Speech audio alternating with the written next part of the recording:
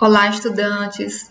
Dando continuidade ao nosso conteúdo de tecnologia de alimentos, eu sou a professora Lívia Xerespinho. Nós vamos falar um pouquinho agora sobre os métodos de conservação de alimentos, que é referente à nossa unidade 2.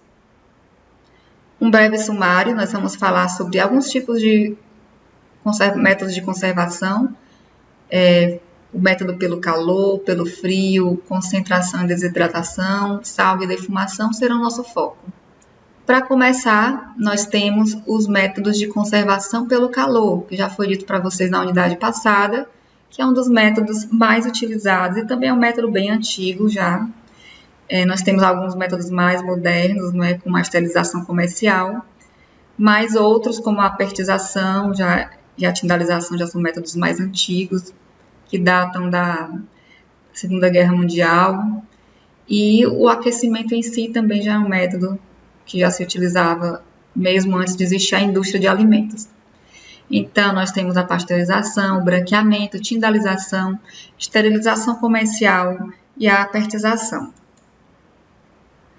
Os métodos que envolvem o uso do calor com o objetivo de preservar os alimentos, normalmente eles atingem tanto as enzimas, que alteram os alimentos, como os micro-organismos. Eles causam desnaturação, certo? Desses micro-organismos. E aí a gente vai ver aqui nesse esqueminha, a proteína normal, por exemplo, de um micro-organismo, e após a desnaturação, ela fica assim, ela perde a sua conformidade, perde a sua função, e o micro-organismo acaba vindo a ser destruído. A pasteurização é um tratamento térmico, certo? Que surgiu antes da esterilização, era o que a gente tinha antes, aquele leite que vinha no pacotinho de plástico, é o que nós temos hoje para os iogurtes, nós temos para alguns queijos, nós temos, principalmente laticínios, usam esses processos de pasteurização. Então, o calor pode ser transmitido por vapor, por água quente, por radiação ionizante, por calor seco e micro-ondas. Então, tem vários tipos de aquecer um alimento. E aí, a pasteurização ela é classificada em dois métodos, o método rápido e o método lento. O método rápido tem essa sigla HTST, que é do inglês, que significa temperatura alta e tempo curto. Quanto mais alta a temperatura, mais curto vai ser o tempo de exposição, certo? Então, o tempo curto vai evitar que tenha alterações na qualidade nutricional, nos componentes, nos nutrientes dos alimentos. O leite, por exemplo, ele, quando é pasteurizado, ele sofre um tratamento a 72 graus Celsius, atingindo no máximo 75, durante apenas 15 a 20 segundos. Então, 72 a 75 graus Celsius é uma temperatura alta, Não é como a da esterilização, mas já é bem alta, pode destruir já alguns nutrientes. Então, o ideal é que ele seja feito muito rápido, até 20 segundos. E nós temos o método de pasteurização lenta, que é o LTLT, temperatura baixa, tempo longo. Então, quando eu baixo a temperatura para 63 graus Celsius, por exemplo, no próprio leite, eu posso ter um tempo mais prolongado. Mas o ideal para a indústria é esse que tem a temperatura mais alta e o tempo mais curto. Mesmo sendo a temperatura mais alta, o tempo é tão curto que o prejuízo é bem menor em termos nutricionais. E lembrando que a pasteurização ela não destrói todos os micro-organismos. O objetivo da pasteurização é destruir os micro-organismos patogênicos, ou seja, aqueles que causam doenças nas pessoas que consomem aquele produto. Então, se vocês prestarem bem atenção, os produtos pasteurizados, como leite, aquele de saquinho, ou os iogurtes, eles estão na geladeira, e ele tem um prazo de validade curto, certo? Tem que ser consumido rapidamente, porque os micro-organismos deteriorantes ainda podem estar lá e vir a estragar o produto. Nós temos aqui alguns métodos de pasteurização, onde nós temos, são apenas tipos de equipamento. Os trocadores de calor em placas, que é como esse número 1 aqui, que o leite ou o produto vai passando por essas placas que são aquecidas. Tem os tubulares, que vão passar por esses tubos. Tem os de superfície raspada, que são esses tubos maiores, que tem um contato maior com a superfície do equipamento. E tem esse gigante aqui, que são os vasos encamisados. Os vasos encamisados são vasos grandes com rotação.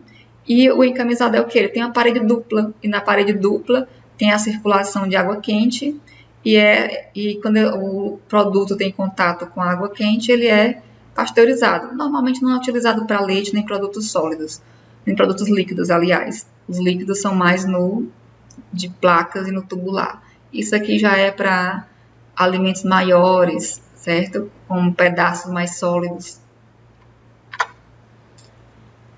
O branqueamento. O branqueamento é uma técnica simples, que ela pode ser feita inclusive em casa. A pasteurização também pode ser feita em casa, não é só você colocar um alimento no forno, tem que ter um termômetro, né, e um cronômetro. E o branqueamento também pode ser feito em casa. Muitas donas de casa usam esse processo para congelar vegetais, certo? Quando você vai congelar um vegetal ou cru ou pré-cozido, ele tem que passar, o pré-cozimento já acaba fazendo um branqueamento, mas quando vai congelar cru, né, ele não pode ser colocado diretamente no congelador, porque senão ele pode ficar escuro, pode modificar a aparência dele, a textura. Então, o branqueamento é um leve aquecimento daquele vegetal para ser utilizado antes do congelamento. E aqui ele vai inativar enzimas. Então, a temperatura baixa, não se utiliza uma temperatura alta, uma temperatura baixa, rapidinho, e ele não vai destruir micro-organismo nenhum. Ele vai apenas inativar enzimas, né? Eu falei do escurecimento, então ele inativa essas enzimas que promovem o escurecimento das frutas e hortaliças. Antes de desidratar, por exemplo, tem frutas, banana, quando vai fazer aquela banana seca, algumas, se não for feita, algumas não, geralmente, se não for feito o branqueamento, ela vai ficar muito escura, cheia de manchas, então tem que ter esse branqueamento antes, no congelamento e mesmo nas enlatadas também. Então, o alimento ele é mergulhado em água fervente, certo? Ou no vapor, durante um tempo, e depois ele é retirado rapidamente e é resfriado em água corrente para evitar que esse produto vá cozinhar, né? Não é para cozinhar, é só para mergulhar, dar um choque térmico nele, depois mergulha na água fria ou coloca na água corrente e já pode congelar ou armazenar de outra maneira, ou até fazer a secagem, né?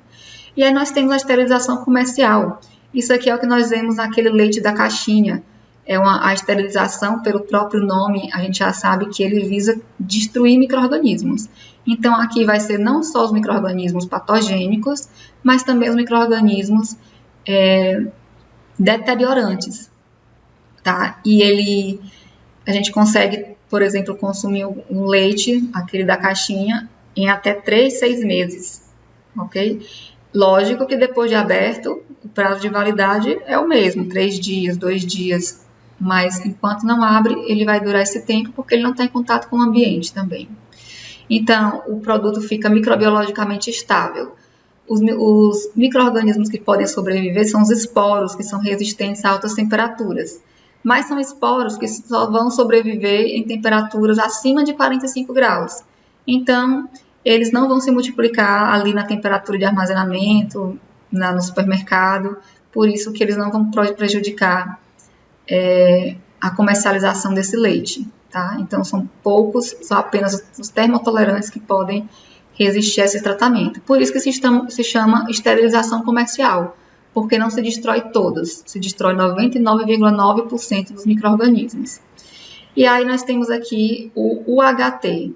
Então, quando a gente vê aquela caixinha do leite ou qualquer produto embalado naquela caixinha, a gente já sabe que ele sofreu esterilização comercial. Aquele método de embalagem se chama UHT, certo? Ou enchimento asséptico, certo? Que são os tipos de embalagem, certo? Essa embalagem, quando o alimento ele é esterilizado fora da embalagem e depois ele é acondicionado, a gente chama de UHT. Mas se eles são esterilizados, também podem ser esterilizados dentro da embalagem. Por exemplo, tem alimentos que eles já podem ser cozidos, como a sardinha, ela é cozida na própria lata. Nós temos aqui, não é, que o HT é um tratamento rápido, muito rápido, quase instantâneo, usa altíssimas temperaturas, por isso tem o poder de destruir grande parte dos micro-organismos, quase tudo praticamente. 135 a 150 graus Celsius é a temperatura aplicada e um tempo muito curto de apenas 2 a 5 segundos para garantir uma menor perda nos nutrientes. E também alterações, né? Se você perceber, a temperatura é tão alta que esse leite é um pouco mais escuro e ele é um pouquinho mais doce. Isso sugere o quê? Que houve ali alguma caramelização, alguma coisa que provocou esse breve cozimento no leite. E aqui nós temos produtos embalados antes de esterilizar. E esse aqui está escrito errado, eu vou corrigir, mas esses são esterilizados na embalagem. Eu coloquei aqui antes, mas só vale esterilizado na embalagem, que são as ervilhas, os milhos, feijão, vagens, vegetais, os enlatados que já são cozidos, eles costumam ser esterilizados na própria embalagem, e essa esterilização já é um cozimento, porque eles cozinham muito rápido, então essa temperatura já é suficiente para promover o cozimento também, ou um pré-cozimento. Então, a conservação pelo calor, resumindo, visa destruir os micro-organismos prejudiciais, né, ou prevenir o crescimento de micro-organismos. Temos alguns condicionantes que são o tempo e a temperatura de exposição, vai variar de um método para outro, e aí a gente vai ter uma maior ou a menor destruição dos micro-organismos, uma maior ou menor vida de prateleira, a necessidade ou não de armazenar aquele alimento em refrigeração, ou se ele pode ficar na temperatura ambiente até ser aberto. E também isso vai influenciar nas características dos produtos, das embalagens, certo? O alimento que ele foi esterilizado, é claro que ele vai requerer uma embalagem que proteja melhor, que o alimento ele sofreu um tratamento, não é, que é para não ficar micro-organismos. Então, não faz sentido colocar uma embalagem que vai prejudicar a preservação daquele alimento. E as características do produto, a gente já falou que podem ter alterações nutricionais, dependendo da temperatura, e até sensoriais, como o sabor, a cor. A gente tem aqui, não é, que a pasteurização, ela vai... Vou iniciar aqui pelo branqueamento. O branqueamento inativa enzimas, entre 70 a 90 graus Celsius por alguns minutos, e ele promove também o amolecimento de tecidos. Então, ele já serve também como pré-cozimento. A pasteurização tem o extermínio parcial da flora banal e a eliminação total dos patógenos, temperatura inferior a 100 graus Celsius. Favorece a fermentação benéfica, né? A fermentação, a gente não quer destruir aquele micro-organismo que faz o processo de fermentação no iogurte, por exemplo. A esterilização já previne a deterioração, elimina os agentes nocivos, é chamada comercial porque ela elimina apenas 99,9% da microbiota e eles são envasados a granel. Passando agora para a conservação pelo frio, nós temos como principais a refrigeração e o congelamento. O efeito pelo frio ele se baseia na inibição total ou parcial dos principais agentes responsáveis pela alteração dos alimentos. Não vai destruir nada, nem micro-organismos, nem enzimas, mas ele pode parar a ação dos micro-organismos e das enzimas. Depois de descongelado, o alimento vai continuar as suas reações normalmente. Já o refrigerado, ele vai diminuir, ele não vai parar a reação, mas vai diminuir a velocidade da reação. Então, o que em temperatura ambiente estragaria em um dia, na refrigeração pode durar 5 dias. Então, quanto menor a temperatura do armazenamento, mais baixa, menor vai ser a ação, né? Tanto química, né? As reações químicas continuam acontecendo, como enzimática, e o crescimento microbiano. O crescimento microbiano no congelamento, ele realmente cessa. Mas as reações químicas, como a oxidação, se você deixar uma carne congelada por muito tempo, ela vai oxidar, ela vai ficar rançosa. Não tanto quanto ficaria se não tivesse congelada, mas a reação de oxidação ela vai continuar bem lentamente, mas vai continuar. E as reações enzimáticas também. Entretanto, esse processo do frio, né, ele é caro porque ele exige uma cadeia do frio. Uma vez que eu refrigerei ou que eu congelei aquele produto, eu vou ter que mantê-lo sempre refrigerado e congelado, porque não pode ter essas oscilações na temperatura. As oscilações podem levar a uma deterioração mais rápida do produto, assim como ela pode também mudar a textura. Por exemplo, se você congela e descongela uma carne, ela vai perder água, ela vai perder sabor, vai perder maciez. O congelamento, ele pode ser feito de dois tipos, o lento e o congelado. O lento e o rápido, desculpa. O rápido é o ideal, porque o lento, ele é aquele que a gente faz no congelador de casa. Ele atinge uma temperatura de 15 a 29 graus, a menos 15 a menos 29 graus. Normalmente, o doméstico não fica mais baixo do que menos 18, por exemplo. Ele leva de 3 a 12 horas para congelar um produto. E essa lentidão faz com que se forme cristais de gelo dentro do produto, que são cristais grandes. E esses cristais grandes podem alterar o alimento quando ele for descongelado.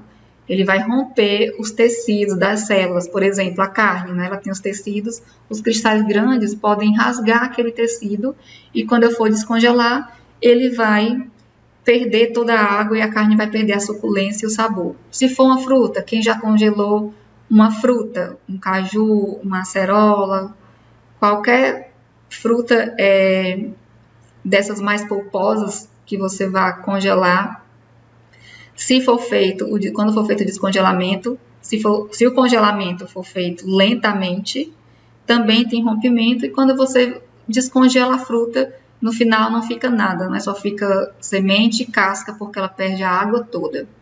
Então, por isso que quando se congela frutas, o ideal é que você utilize ainda congelada. Vai passar no liquidificador, fazer um suco com ela ainda congelada.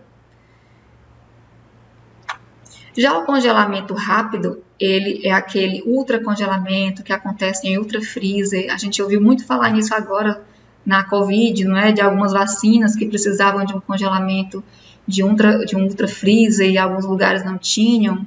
Então, as indústrias costumam ter, as padarias para congelar pão. A maioria do pão que a gente consome hoje em dia são pães congelados. A grande maioria, seja nas capitais ou no interior, são pães congelados.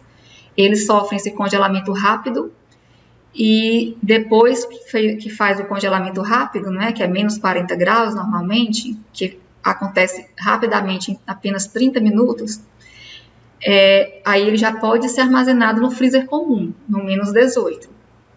O importante é que o congelamento ocorra no ultrafreezer, depois ele é transferido.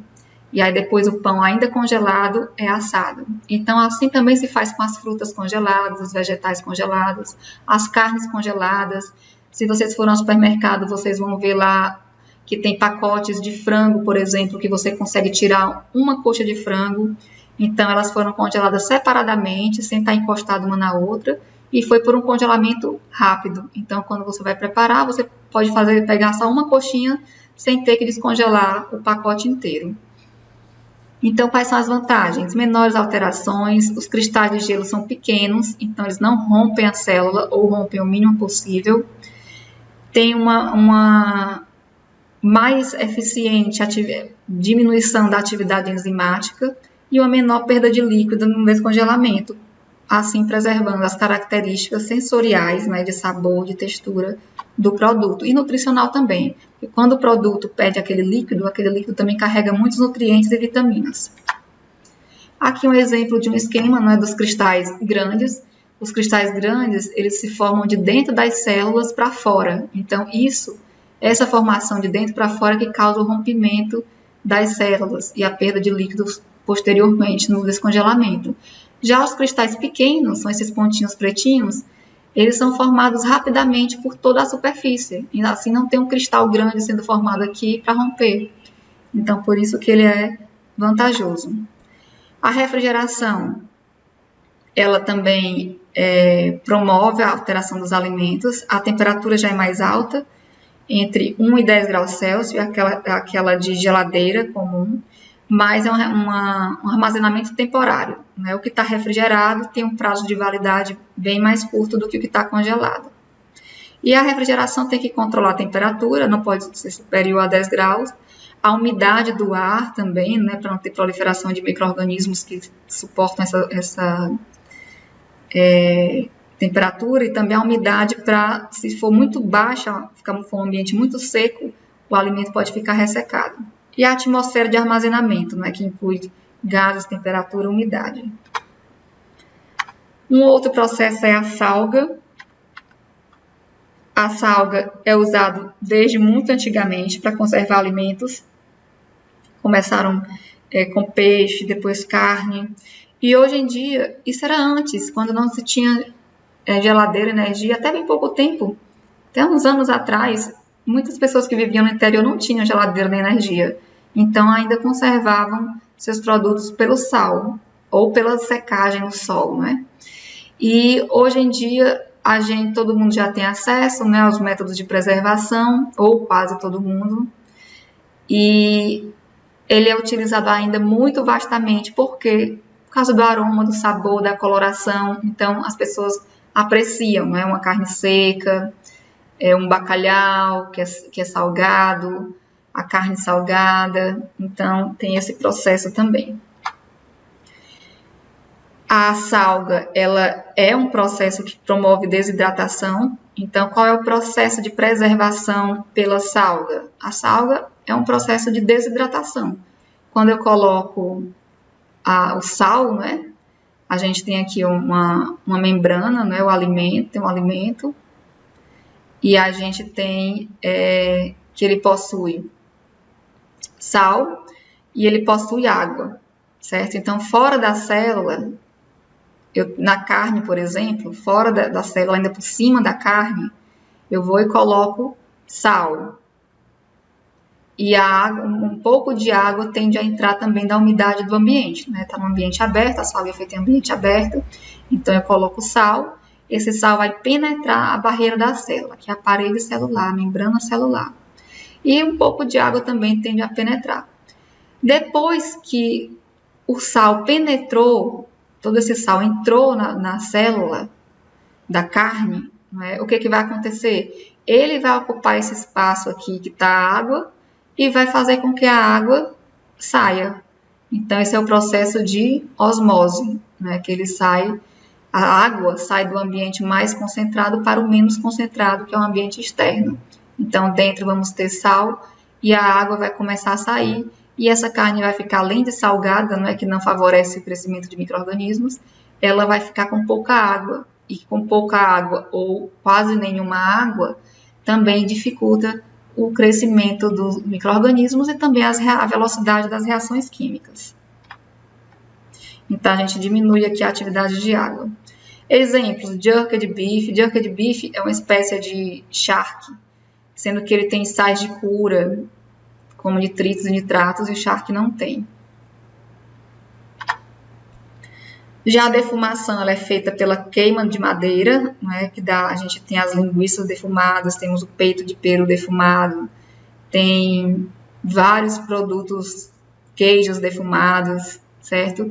E a questão dele começou também sendo um método de preservação dos alimentos, também por secagem, e acabou virando um método que favorece a cor, o aroma, os sabores em gerais do alimento, são muito apreciados e eles são muito caros, esses produtos também. Então, ele agrega valor ao produto, como o toucinho que vira bacon, porque foi defumado. O bacon é muito, muito, muito mais caro do que o toucinho, né?